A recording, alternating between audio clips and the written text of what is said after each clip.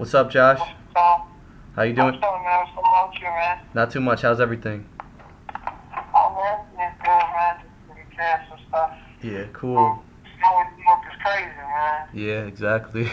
I appreciate you taking the time out for the interview, man. Oh, man, thanks for giving me the opportunity. Definitely, man. I just want to start out talking about when you were growing up, and I read you played the piano growing up. You learned it at an early age, and you were playing classical music, and eventually you attended the Juilliard School for classical music. What do you think you learned most from going to that school and having that background in classical music that helped you with your current style of music in R&B? Just feeling. I think I got from the classical world, basically feeling because, it's all about feeling. It's all how you accent on certain notes, on certain sections of the piece. When you're playing a classical piece, it could be soft, it could be loud, it could be, medium, and you just a certain word to be able to play that word and sing it at the same time. I think classical made it easier for me. Yeah, definitely. Okay. And one thing that stood out a lot on your bio was the experience you had with Stevie Wonder. Because I'm a huge fan of him, and the compliments he gave you. That's a big right there. So, what did that mean to you hearing that from what he had to say about you? Oh man, it was mind blowing, man. I mean, Stevie Wonder, where do you go from there, Yeah. Just being a Stevie Wonder fan, especially coming from a man who, sings and plays. It was awesome. It was, truly an achievement for me in my career hmm as I'm going through, the loops, and I'm just blessed. I was very humbled and blessed to be Yeah. able to have that type of person of status give me those words. hmm Cool. So, what eventually made you abandon, your classical background and gravitate towards more of soul and R&B? When I was in school, man, I had this little shorty I was talking to. I took over and I hit her with this ill, Mozart piece. And I played the hell out of the record. And then when she looked up, she was like, "What is that? What are you trying to play here?" I was like, "Baby, that's Mozart." And she was like, "That's gay." You know what I mean? She's like, "I don't want to listen to Mozart." I was like, "What?" You hmm know what I mean? Like, how could you, not understanding that kids in, junior high school weren't up on classical music. I was just happy to have a mother who had a love for art. So, I went back to the drawing board. I learned Brian McKnight anytime. hmm I came back to that thing shortly, man, and it was history from there. Yeah. This is the way I was going to go. Yeah. Okay, cool. So, tell me about how you originally got noticed and how that led to, you signing your first record deal. Oh man, I was really grinding, man, putting work, and I started opening up for a lot of acts like Neo. I was opening up for Tank, Floetry, Fabulous, and it was to a point where the buzz started getting out there, of being an artist that was coming up, and I had a couple deals on the table. I really wasn't feeling the direction of the labels that were mentioning deals, and I just wanted to go independent. So I got up on my label, MUSA Entertainment, which is my current label, and we just did a deal with EMI Capital, and it's been history from there, man. hmm Just making music and putting out the quality music that we feel the industry needs. Yeah, cool. One thing that stands out about you to me is, you're like the complete package. You got the voice, you can play piano and you can write music. And then, when I saw you performing at BB King's and, when I had a chance to meet you, you had a personality that really, shines through and makes you stand out. Tell me about, all that. Yeah, man, but basically, I appreciate that compliment, by the way, hmm man. I think personality, man, I think it's important, man. I think, when you're an artist, you're supposed to have a light shining within you. And I think a lot of artists forget about that. A lot of artists try to stay to themselves, and they're not as personable. I just think that's whack. When you're doing music and you love what you're doing, your personality should shine. And you should be a personable person. And I come from a family, man. We always cracking jokes. I got brothers and sisters. There's five of us, so we were put in a house, and we just always. And I think that's the way to be, man. I think in life, when you show people that, you make other people comfortable. People want to be around you. Yeah, definitely. So, talk to me about your song you got out, I Don't Care, which is the collaboration with Ghostface and Styles P. Give me some background and tell me how the collaboration came about.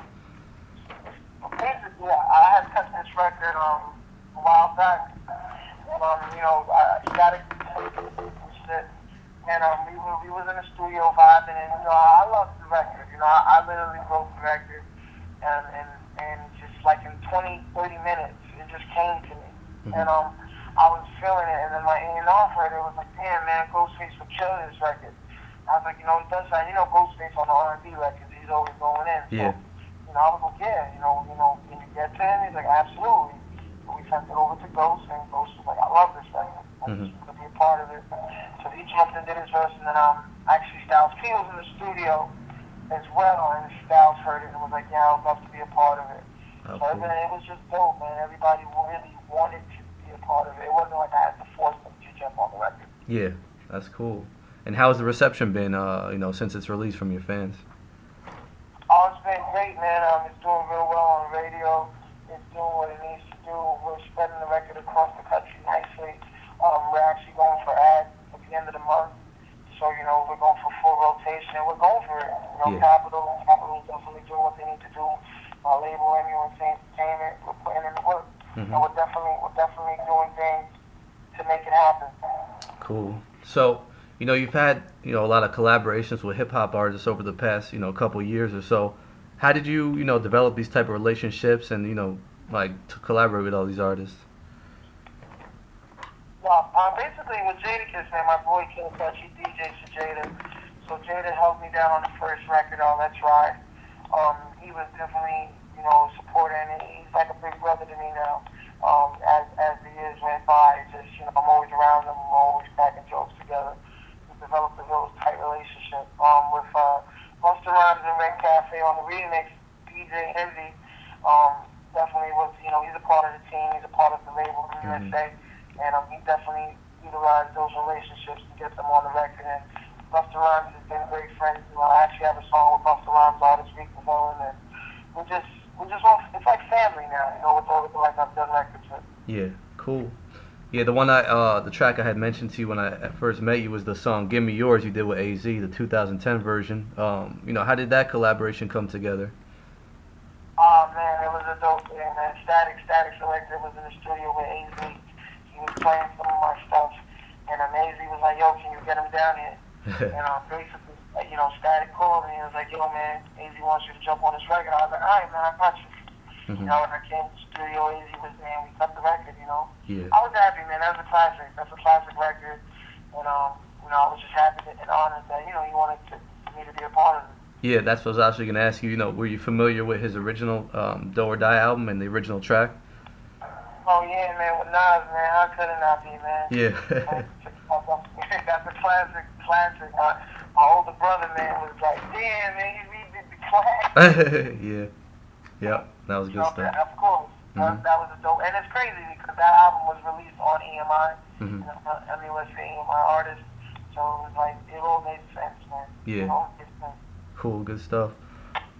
Now talk to me about your debut album, "Can I Live," and give me some background on it. What kind of sound you're gonna have on there? What kind of producers you're working with, and collabos and all that. Oh man, producers on the album is real cool. We got the Refugee Camp, which is like a situation. We have Little Wonder, Joey Wonder on the bass playing for Let's Ride, so that was on there. I have Swiss Beats on the album. Definitely dope, man. I've worked with Swiss in the studio actually for this record. We collaborated on the writing part of it, and definitely dope record called Movie Star, which is on the album. I have Roast the Maestro, who does all of Dream, Jay Holiday, Put You to Bed, bunch of big records he has out, and the rest of the album is just me and certain new up-and-coming producers, like Timothy Bloom, who's, did records for Neo, and, just guys that really had a different sound. But for the heavyweights, I got Swiss, Roast the Maestro, and the Refugee Camp. Yeah. Cool. So when can we expect that to release? Oh man, the label, we're looking for a second quarter release. That's how we're going to ads on this record right now. It's trying to, kick into gears and definitely get it going to the point where we'll be able to put a dope album out at the end of the second quarter. Okay. Yeah. Tell me about the mixtape you released. late last year, Josh Xmas. Was that it was kind of ballad heavy. Is that going to be like similar to the sound of this album, or are you going for ballads on this album? Tell me about that. Yeah, I wrote the ballads on the album. Definitely wrote the ballads on that. I co-wrote with some people like my homegirl Cassandra, who went to school with. She's a dope writer. She's an up-and-coming writer. She actually sings backup for me. And I wrote like 90% of that mixtape. Hmm. Basically, that's a side of my artistry that you will see on the album, because I think that's dear to me. I think that's what distinguishes me from other R&B artists. Like I could do club records, radio records, but there's a side of where I can give you songs where you just want to mellow out with your girl, or you want to listen to a real R&B song. Hmm. So when you listen to Can I Live, you'll find a mixture of those songs and songs like I Don't Care and Let's Ride, and it's a dope album. Yeah. I'm happy with it, and I feel it shows a lot of different music. Nothing on that album is gonna sound the same. Hmm. Cool. There was a line in your bio that stood out to me, and that's where you said, I'm not doing this for cars and clothes. My music is to change people's lives. How did you develop that outlook about your music? I developed that because Stevie Wonder told me that. And basically, I have a song called "Mommy, I Love You," Hmm. which I performed for him, and he was touched, and he was so touched that he started talking about his mother who passed away. And basically, to get you into the story, the name of the album "Can I Live" is from basically making choices in life, and whether or not they're the right or wrong choices, can you live with it? So being an artist, going to college, having a scholarship, and I was faced with my mom who had heart disease, who got diagnosed with heart disease, and it was a very challenging time in my life where basically I was trying to figure out, should I stay in school, should I drop out, should I get a job to help her out, because she wasn't able to work anymore. And someone told me to stick to what I believed in, and I stick to what I believed in, and I got a record deal immediately after graduating college. Hmm. And I just want to give people in my position that come from a single family, a single parent house, and have doubts in themselves to know that it is possible. Yeah. So when you listen to the album, you'll learn about things and situations that I've been through that I'm sharing with the listener, and letting them know that you don't always have to take the easy way out. Yeah. And I feel like that's very strong. I want to help people get to places and know that, if you believe in yourself, then things will happen for you. Cool. I like that, man. That's good stuff. Um, Uh-huh. do you think that maybe some other artists who are out now doing music don't follow that same philosophy? Just wanted to get your opinion on that. I think a lot of artists forget that and this is all coming from Stevie, so I want everybody to know Stevie asked of me to carry his legacy in making good music and becoming a teacher. Hmm. And as an artist, it's my job. He gave me a mandate and told me it's my job to educate people, to bring people to a level where they can relate as a storyteller. Hmm. And I think people forget, as an R&B artist, as a lyricist, as a writer, I think a lot of artists forget. I'm not, name calling or anything, but I think a lot of people, especially with the music today, they forget to tell you something. Hmm. Like, what can you get from that music, from that song? Yeah. I mean, anybody can talk about popping bottles in the club. Yeah. But what does that take you? Realistically speaking, it's a recession. The average person isn't in the club popping bottles. Yeah. The average person is going through a loss in a family member, or someone who's sick, or a breakup with their girl that they love, or and I feel like a lot of artists forget about that, man. Hmm. And I'm basically gonna, fill up that void and that gap. Yeah. Yeah, man, I appreciate that outlook, and as long as you keep doing that and making music following that philosophy, man, you always have my support, because that's real right there. I appreciate you, man. And I'm definitely gonna continue that, and I promise Stevie Wonder, I promise them, man, that I'll continue to be that person. Cool. Credo is exactly what he asked me to be, a storyteller. Yeah. And keep making music that's gonna represent and change people's lives. Yeah. Wow, that's good stuff. That's all the questions I had. Is there anything else you'd like to add? Nah, man, I appreciate you a lot, man. I just want everybody to know on the website that music is real. Pay attention. This year is gonna be a good year. I feel confident in the music and the parts that I'm putting out, and I'm just here. Just check me out on all my sites.